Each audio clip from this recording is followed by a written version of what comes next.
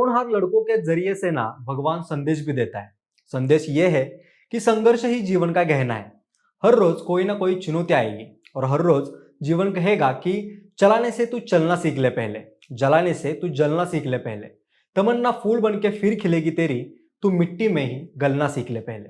हे कौतुकाचे शब्द होते सिद्धू पाजी यांच्या तोंडून एपी डिलॉन या प्रसिद्ध गायकासाठी काढलेले। सहसा कॅमेऱ्यासमोर कमी बोलणारा आणि स्वतःच्याच धुंदीत राहणारा एपी जेव्हा कपिल शर्माच्या दुनियेत उतरला तेव्हा सोशल मीडियावर एकच गोष्ट ट्रेंडिंगला दिसू लागली, ती म्हणजे त्यानं आजवर केलेला स्ट्रगल। या शो मध्ये कपिलने जेव्हा एपीला त्याच्या रिअल लाईफ बद्दल आणि कॅनडातील सुरुवातीच्या संघर्षाबद्दल विचारलं तेव्हा एपीने दाखवलेली साधेपणाची झलक चाहत्यांच्या मनाला स्पर्शून गेली। एपीने त्याच्या आयुष्यामध्ये अनेक चढ उतार बघितले। हेच एपीच्या आयुष्यातले स्ट्रगल्स काय आहेत, त्याचं आजवरचं आयुष्य कसं राहिलंय, त्याचा प्रसिद्ध गायक बनण्याचा प्रवास कसा होता, हेच आपण या व्हिडिओच्या माध्यमातून बघणार आहोत।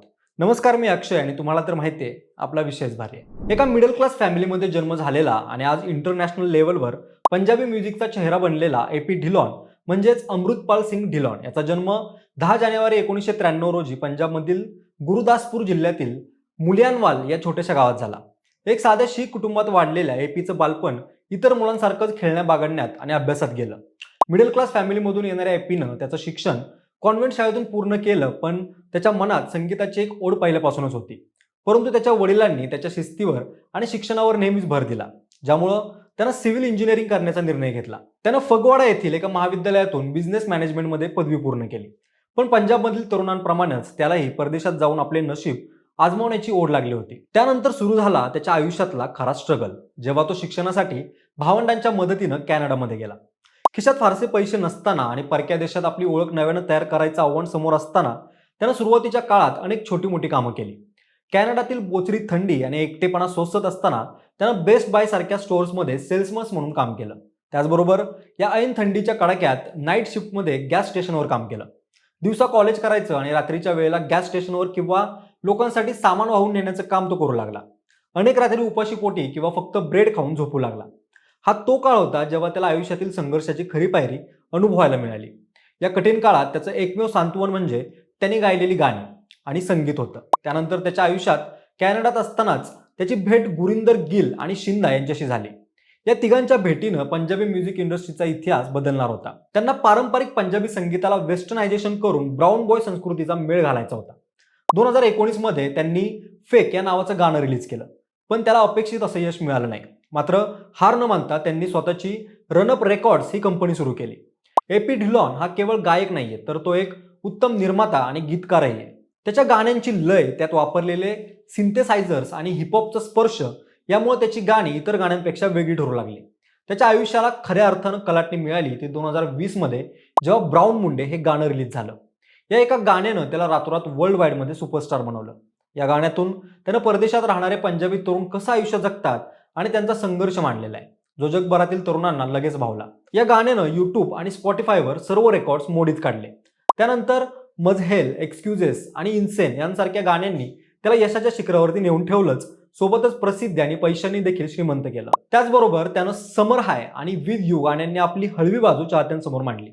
त्याचं संगीत केवळ पंजाबपुरतं मर्यादित न राहता बॉलिवूड सेलिब्रिटींपासून ते इंटरनॅशनल फुटबॉलपटूंपर्यंत सगळ्यांच्या प्लेलिस्टमध्ये जागा मिळवू लागलं। त्यानंतर एपी हा केवळ एक गायक नसून तो एक ब्रँड झाला। लहान मुलांपासून ते तरुणाईमध्ये त्याची क्रेज वाढू लागली।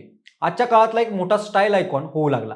त्याचा पेहराव हा सहसा स्ट्रीटवेअर आणि हाय फॅशनचा एक मेळ असतो। त्याला ओव्हरसाइज हुडीज, महागड्या ब्रँडेड जॅकेट्स आणि विशेषतः लांब लेदर कोट्स घालण्याची प्रचंड आवड आहे।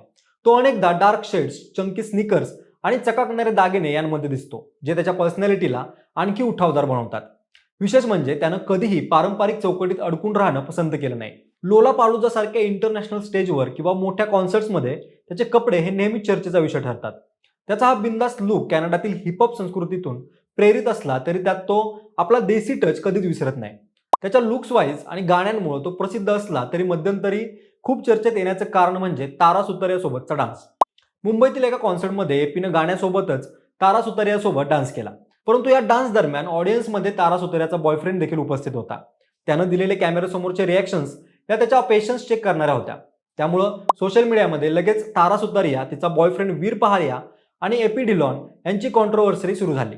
दोघांच्या डान्समुळे एपी ढिलॉनला प्रचंड ट्रोलिंगला सामोरं जावं लागलं, परंतु एपी आणि तारा हे डेट करत असलेल्या चर्चेची गोष्ट नंतर खोटी ठरली. एकेकाळी ज्या मुलाकडे कॉफी घेण्यासाठी पैसे नसायचे तो आज करोडो रुपयांच्या मालमत्तेचा मालक आहे. त्याच्याकडे आलिशान गाड्यांचे कलेक्शन असून तो स्वतःच्या प्रायव्हेट जेटमधून प्रवास करतो. त्याच्या आयुष्यावर आधारित AP Dhillon first of a kind ही डॉक्युमेंटरी सिरीजही लोकप्रिय बनवली गेली आहे. त्याचा हा प्रवास सिद्ध करतो की जर तुमच्याकडे जिद्द असेल आणि तुम्ही तुमच्या मुळांशी जोडलेले असाल तर 7 समुद्रापार जाऊनही तुम्ही जग जिंकू शकता. तो आजच्या तरुणाईसाठी एक प्रेरणास्थान बनलेला आहे, ज्यानं सिद्ध केलंय की भारतातले ब्राऊन मुंडे जगावर राज्य करू शकतात. बाकी मंडळी, एपी डिलॉनची कोणती गाणी तुम्हाला आवडतात? त्याने आजवर केलेला स्ट्रगल आणि इतक्या प्रसिद्धीनंतर घडलेल्या तारासुतार्यासोबतच्या कॉन्ट्रोव्हर्सरीवर तुमचं काय मत आहे हे आम्हाला कमेंट करून नक्की सांगा. आणि सोबतच आपल्या विशेष भारीच्या युट्यूब चॅनलला सबस्क्राईब करायला विसरू नका. धन्यवाद.